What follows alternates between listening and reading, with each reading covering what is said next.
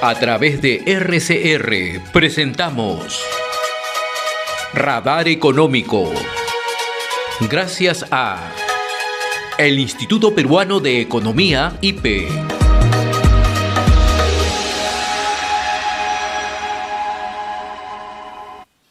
Seguimos a través de RCR, Red de Comunicación Regional, y nuestra secuencia Radar Económico, gracias al Instituto Peruano de Economía, IPE. Ya se encuentra con nosotros Teodoro Crisólogo, economista senior del Instituto Peruano de Economía. Qué gusto saludarte, Teodoro, muy amable como siempre. Buen día, José. Hemos conocido el resultado esta semana. El PBI nuevamente se ha contraído 0.45, ¿no?, en el primer semestre, de acuerdo a las propias estimaciones del Instituto Nacional de Estadística Informática, con lo cual se confirma ya una caída de la economía en 2 trimestres consecutivos, ¿no? ¿Qué es lo que está ocurriendo? Sí, el resultado del primer semestre se ha visto influenciado por dos principales factores. Sobre todo, digamos, en el segundo trimestre del año, en donde han habido una serie de factores sumamente atípicos, ¿no?, que han incidido sobre la producción, sobre todo de los sectores que están más vinculados al aprovechamiento de recursos naturales, ¿no? Tienes el caso, por ejemplo, de la suspensión de la primera temporada de captura de anchoveta, que eso ha afectado significativamente al PBI de dos principales sectores, ¿no? Pesca, por un lado, y también la manufactura primaria. Pesca por el hecho básicamente de que no han habido, digamos, recursos hidrobiológicos para poder capturar, y la manufactura primaria porque básicamente sin pescado no se puede elaborar harina, ¿no? Entonces, ambos sectores han registrado caídas significativas durante el segundo trimestre, ¿no? Solamente en mayo y en junio la pesca acumuló una caída de alrededor del 70%. Y en la manufactura primaria la caída fue alrededor de casi 30%. Entonces, sumados estos dos factores, han evitado, ¿no?, de que la economía se pueda recuperar del choque fuerte que también tuvo en los primeros 3 meses del año, donde, bueno, evidentemente todos conocemos lo que pasó, ¿no? La buena parte de la actividad se encontró paralizada por todos estos bloqueos y todo este entorno de alta conflictividad social, ¿no? Digamos que esto es un poco lo que explica el hecho de que haya persistido el crecimiento negativo de la economía durante el segundo trimestre del 2023, ¿no? Pero, digamos, este no es el único factor, ¿no? Hay otro digamos, más estructural, o más, vamos a decir, lo que viene ya desde que ya venimos arrastrando por lo menos desde el segundo semestre del año pasado, que tiene que ver justamente con la continua debilidad que han registrado los sectores que están vinculados a la inversión, ¿no? Los sectores que están vinculados a la inversión han registrado una caída durante el primer semestre de alrededor de 8%, ¿no? Y, bueno, evidentemente hay una parte de este resultado que obedece a lo que vimos al inicio del 2023 relacionado con el estallido social y las anomalías climáticas, ¿no? Pero a la vez también esto refleja un poco las secuelas o las consecuencias del clima de alta incertidumbre regulatoria y baja confianza empresarial que ha experimentado el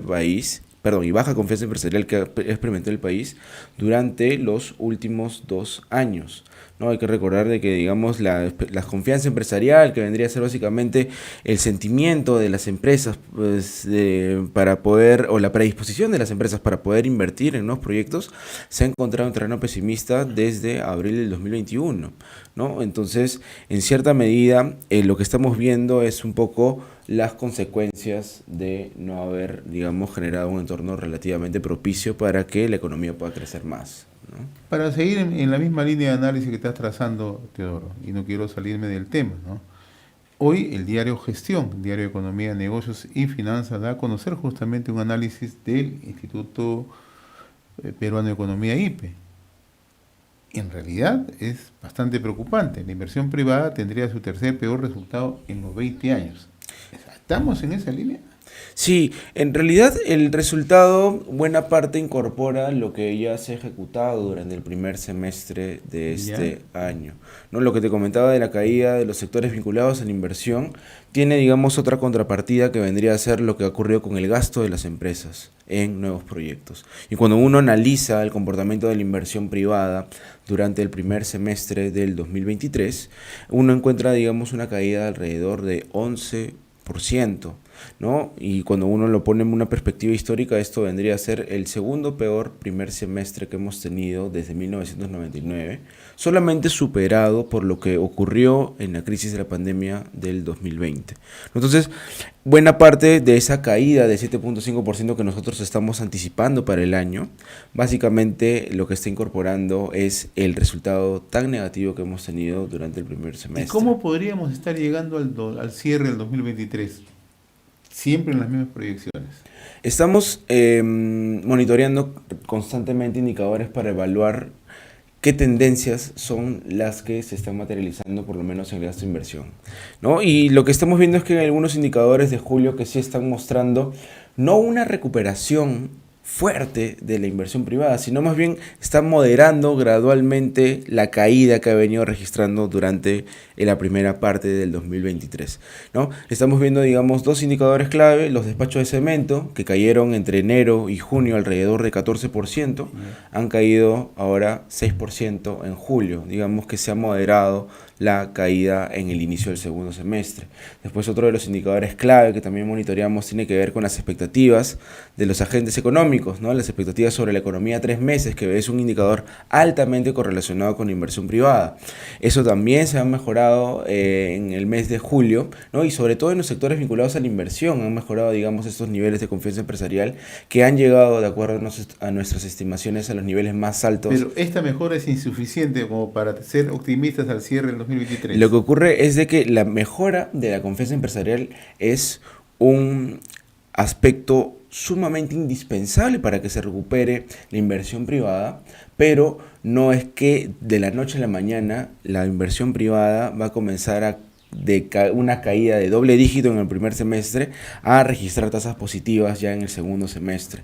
Son procesos que toman bastante tiempo, sobre todo en un entorno donde la confianza empresarial puede no necesariamente materializarse de manera tan rápida en una mayor ejecución de proyectos, porque todavía tienes una demanda interna relativamente débil, ¿no? Entonces, ese entorno todavía de alguna manera no está permitiendo o no va a permitir de que puedan, digamos, retornar a tasas positivas tan pronto, ¿no? Y aquí quiero detenerme sobre un sector, el sector construcción. El sector de construcción ha caído en el primer semestre 7.8, 7.9, y el otro día recogía declaraciones del director ejecutivo de Capeco, el ingeniero Guido Valdivia, que decía que para estar en cero, para crecer cero, tendrían que crecer el doble de lo que se está creciendo para simplemente, como se dice, empatar. ¿Esto es así? Sí, efectivamente. Se requiere, digamos, un crecimiento sumamente significativo en la segunda parte del 2023 para que el sector construcción por lo menos termine el año en un crecimiento nulo, ¿no? Porque ya buena parte, digamos, del partido ya se han jugado, ¿no? Los primeros 45 minutos. En general, estos primeros 45 minutos han sido bastante negativos, bastante malos, ¿no? El sector construcción, de hecho, ha acumulado una caída de doble dígito durante la primera mitad del 2023, ¿no? Ahora, durante la segunda mitad del 2023 se espera justamente de que el sector construcción, digamos, sea relativamente favorecido en el sentido de que va a haber una menor caída en la ejecución de obras privadas, porque ya se está materializando eso, estamos viendo, digamos, una menor caída en la ejecución. Y una mejora en el gasto público. Exactamente, ese era mi punto, ¿no? Una segunda parte en la que se espera, evidentemente, de que comiencen a gatillarse mucho más las obras que están previstas para poder contener el tema de la emergencia climática y también reactivar la economía, ¿no? Y en el marco de una serie de recursos presupuestales que ha venido destinando el Ministerio de Economía y Finanzas para ese propósito, ¿no?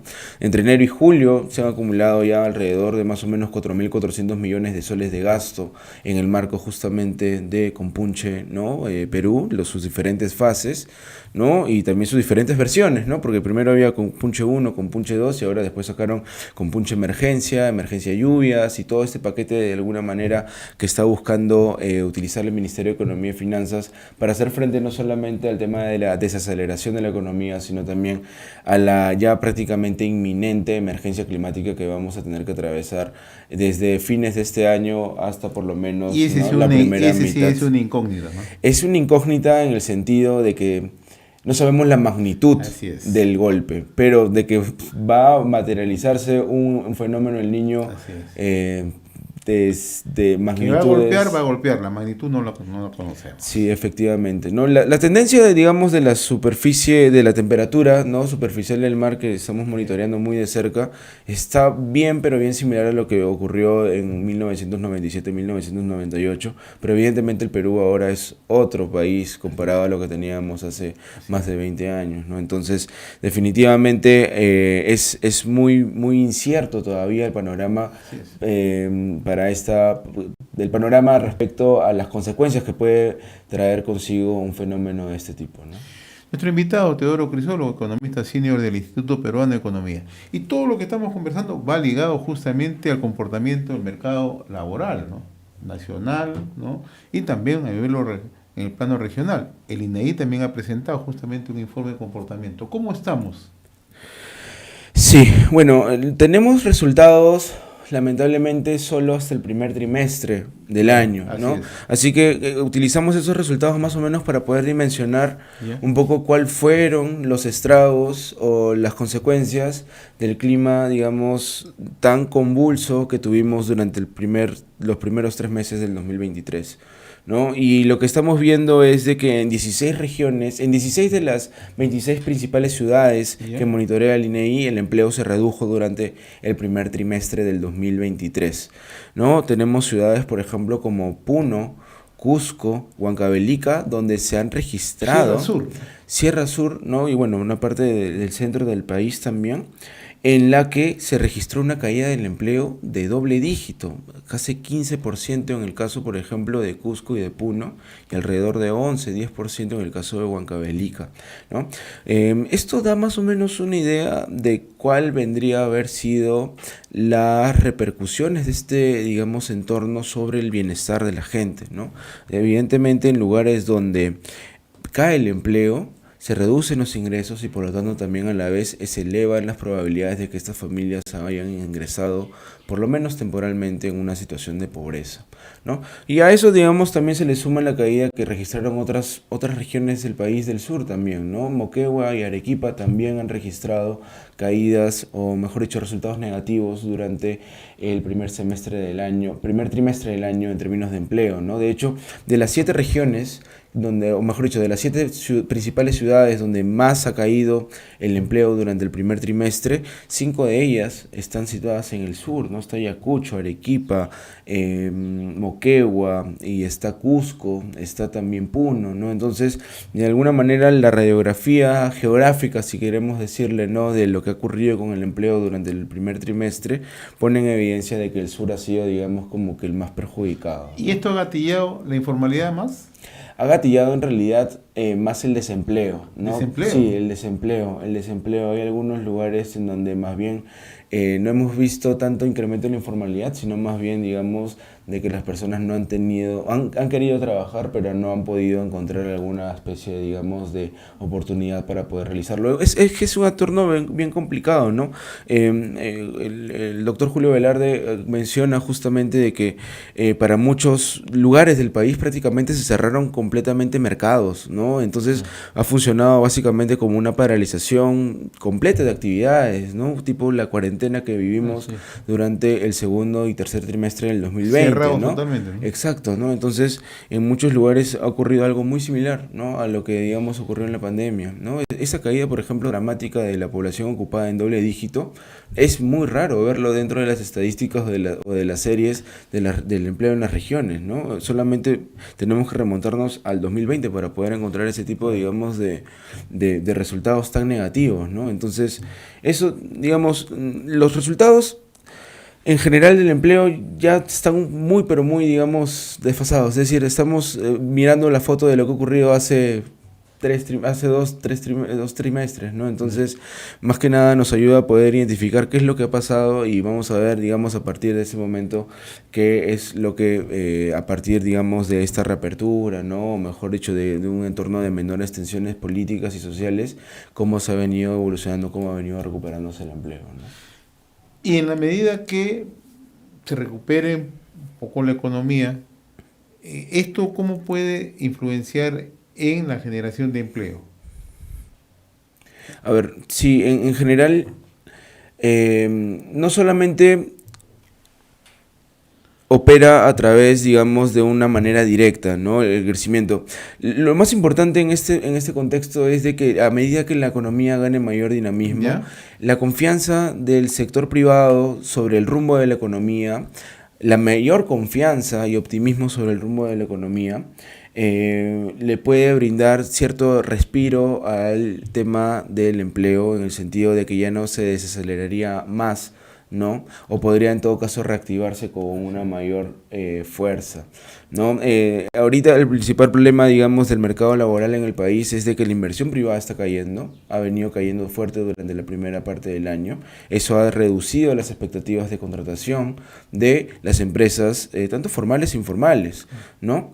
Y en cierta medida eso es lo que de alguna forma implica de que se creen menos puestos de trabajo.